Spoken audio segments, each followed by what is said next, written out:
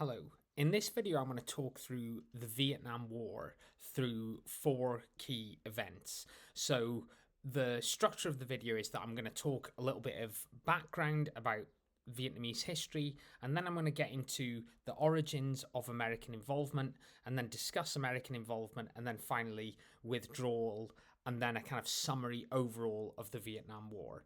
So hopefully this is useful to people who are studying the Vietnam War, whether that's at GCSE, potentially even A level, or if you've just got a general interest in the Vietnam War. If you do have any questions about any of this or any comments, please let me know and I'll try my best to respond. So to begin with, going back through Vietnamese history a little bit, we need to talk about the way that Vietnam was controlled in the past. And for a long period throughout Vietnamese history, Vietnam was controlled by China, China being the kind of regional power, and revolts against Chinese rule in this period were a really common theme in Vietnamese history.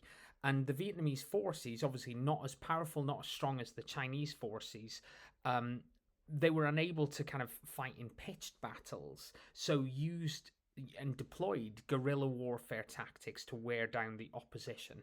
So this is a kind of common theme in Vietnamese history. This is something that the Vietnamese people had done throughout their history in terms of fighting off a kind of larger enemy. And then if we move through Vietnamese history up until the kind of 19th century, we've got some independence, some more Chinese rule. After 1428, there was no full-scale Chinese occupation. But also generally we get this idea that Vietnam has this history of fighting off a kind of larger country, and deploying kind of guerrilla warfare tactics against a larger and more powerful enemy. So then in the 19th century, we move on to French rule, and France had first come into contact with Vietnam in the 17th century when French Catholic missionaries had gone to Vietnam. But it was increasingly controlled by France in the 19th century, and Vietnam was part of Cochin China as part of French Indochina. And the reason why France was interested in Vietnam was not just its kind of strategic location, but also because of raw materials like rubber, rice, salt, and opium. The Vietnamese people did fight back against French colonizers, but were kind of crushed by the French forces. And in Vietnam today, the French influence is still visible in Vietnam with a small Catholic minority, as well as in kind of architecture and cuisine as well. So this is the origins of kind of French involvement in Vietnam. Then we move on to World War II. So France was occupied by the Nazis, and the French Vichy government was not in a position to be able to continue control of Vietnam, and so Japan occupies Vietnam during World War II. So during this period, Vietnamese leader Ho Chi Minh establishes the Viet Minh, which is a communist independent movement. And the USA collaborated with the Viet Minh against the Japanese, who were obviously America's enemy following Pearl Harbor in 1941. But FDR, the American president Franklin Delano Roosevelt, promised the French leader Charles de Gaulle that Indochina would be returned to France after World War II. In September 1945, Ho Chi Minh declared independence for Vietnam and quoted the US Declaration of Independence, and made these parallels with America fighting off a colonial oppressor, the British, in the 1700s to try and win kind of American support. So in terms of the Declaration of Independence, Ho Chi Minh makes this Declaration of Independence and writes a letter the following year to President Truman, which is pretty much ignored. He's calling for kind of American assistance and trying to make a connection with America there. So who was Ho Chi Minh? Ho Chi Minh he was a Vietnamese leader. He traveled to the USA and the UK in the 1920s, and he lived in Paris in World War One. He was impressed with Woodrow Wilson's promotion of self-determination, and he was inspired by Lenin's writings on colonialism to become a Marxist.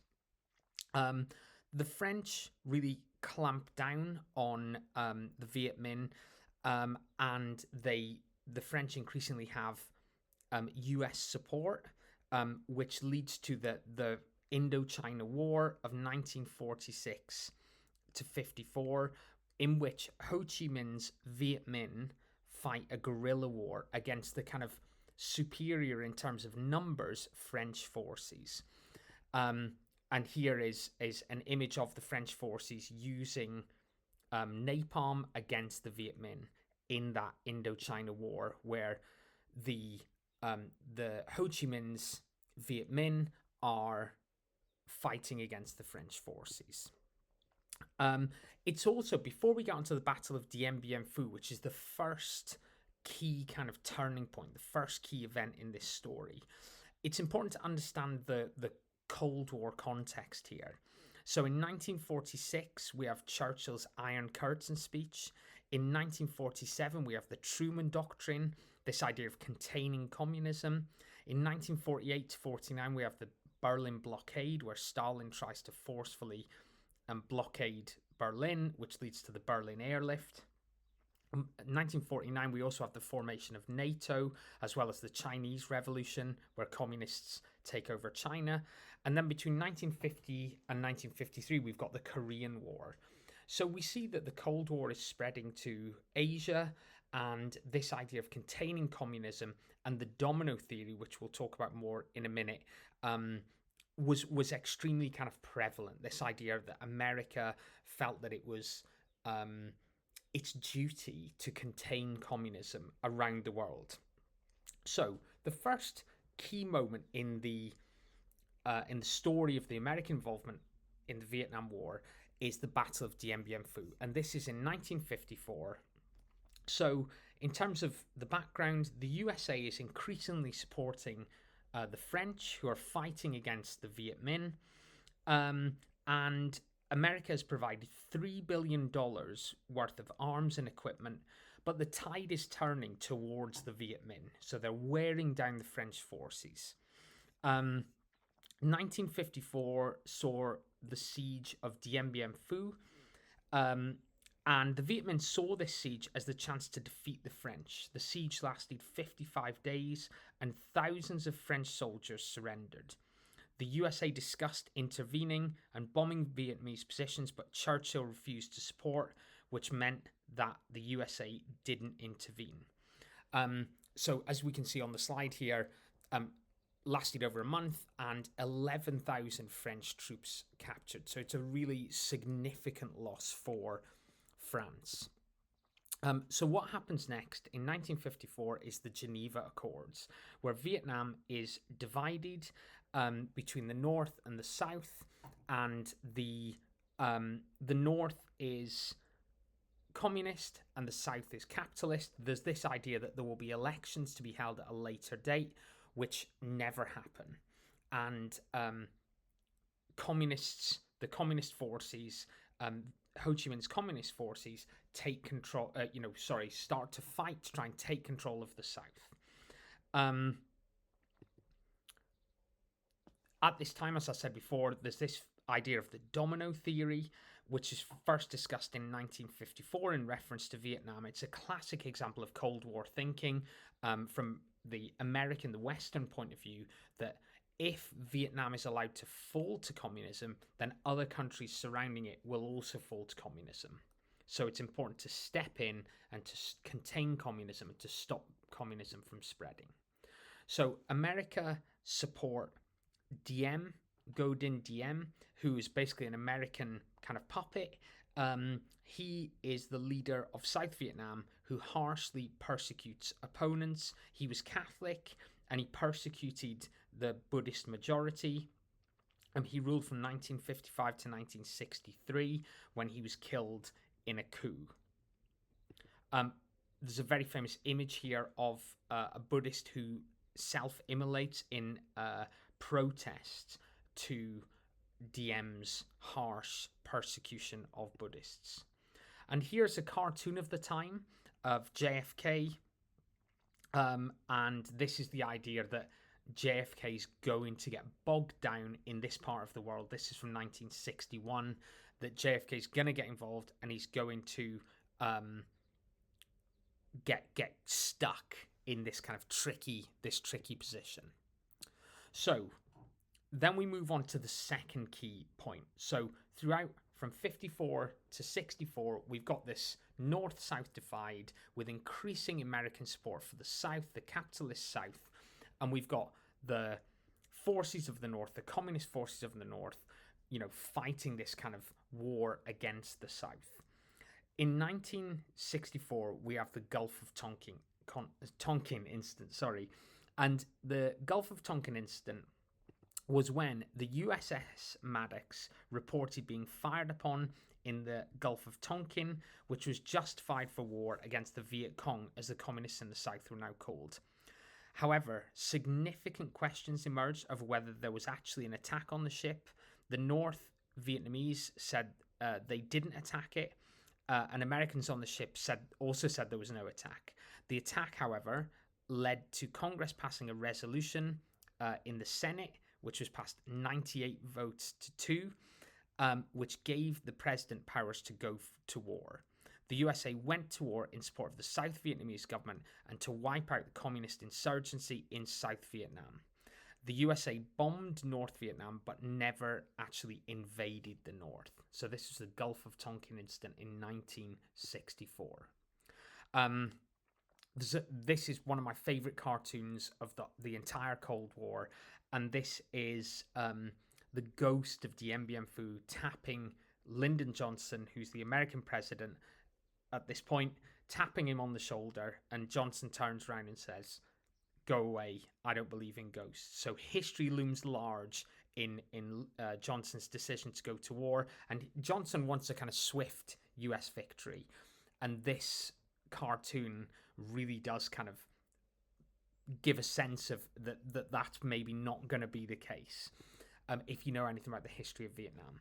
1965 sees the start of Operation Rolling Thunder, which was a rapid escalation where the USA drops more bombs on Vietnam and in the Vietnam War than had been dropped in all of World War II. So kind of carpet bombing of Vietnam.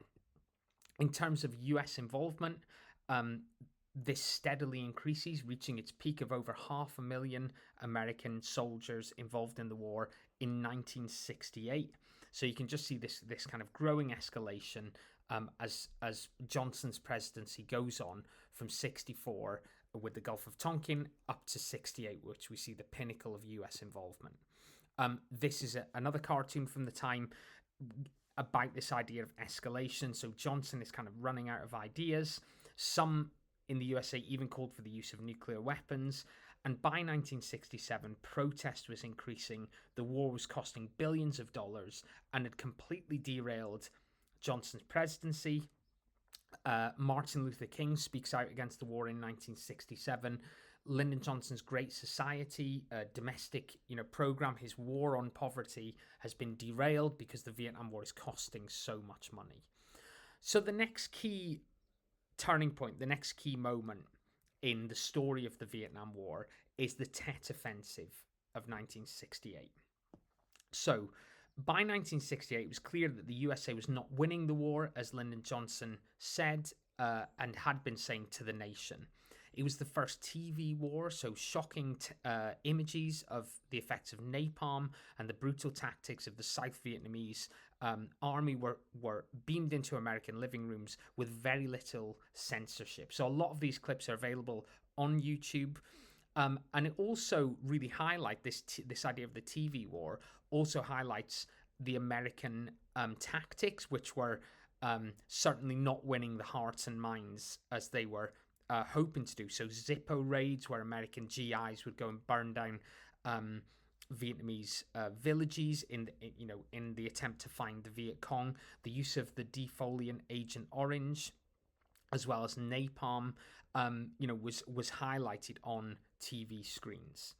We also have Viet Cong tactics, so guerrilla warfare linking back to the history of Vietnam and the tradition of Vietnam fighting against these larger forces. So ambushes, hit and run, not fighting open battles, using booby traps, punji sticks, utilizing the available resources and the environment of the jungle, for example, as well as the use of the Ho Chi Minh Trail, which was a supply line for weapons and troops. So it was difficult for the USA to stop these resources flooding into South Vietnam. Although the USA did later bomb other countries like Cambodia and Laos, even though it wasn't at war with those countries. So in terms of the Tet Offensive, what was it? Tet is a Vietnamese holiday and was a planned truce. 700,000 Viet Cong troops attacked 100 towns and cities in South Vietnam, showing that they were far from defeated. Even though the Viet Cong faced heavy losses due to the Tet Offensive with over 50,000 killed, it highlighted the futility of the American effort after 4 years of war.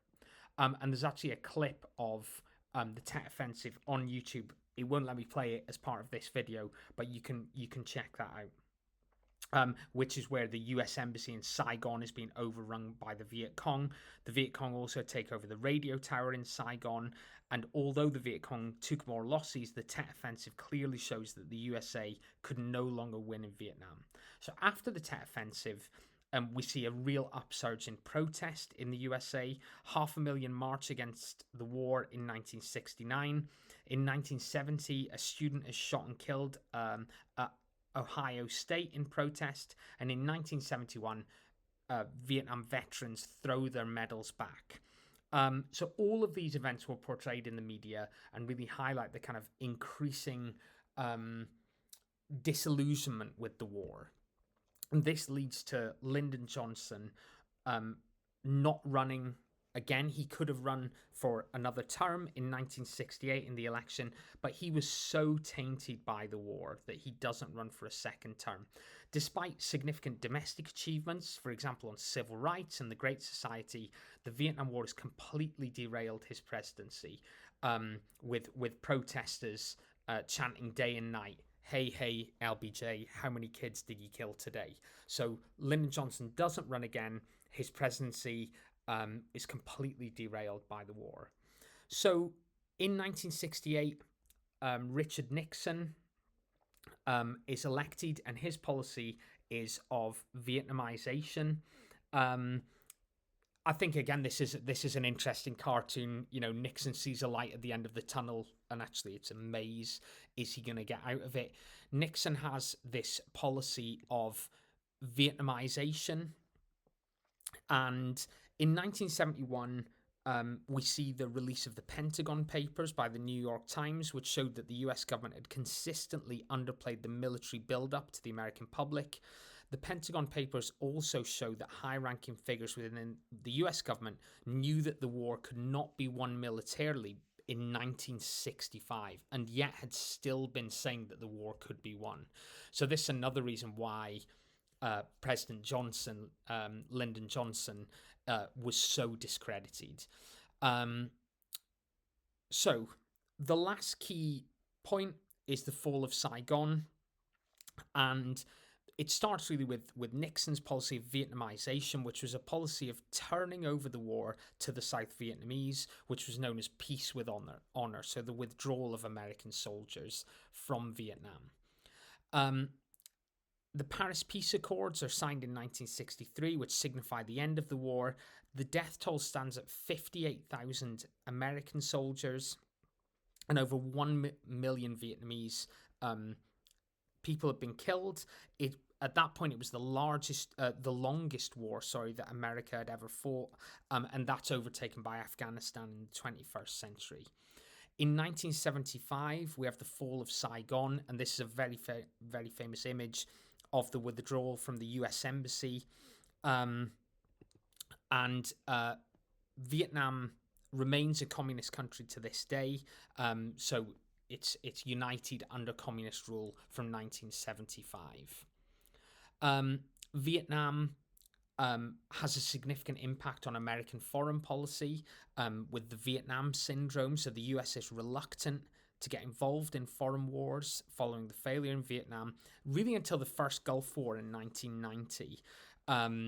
And obviously that changes from that point onwards, but it isn't until the Gulf War in 1990 that America starts getting involved significantly in foreign wars again.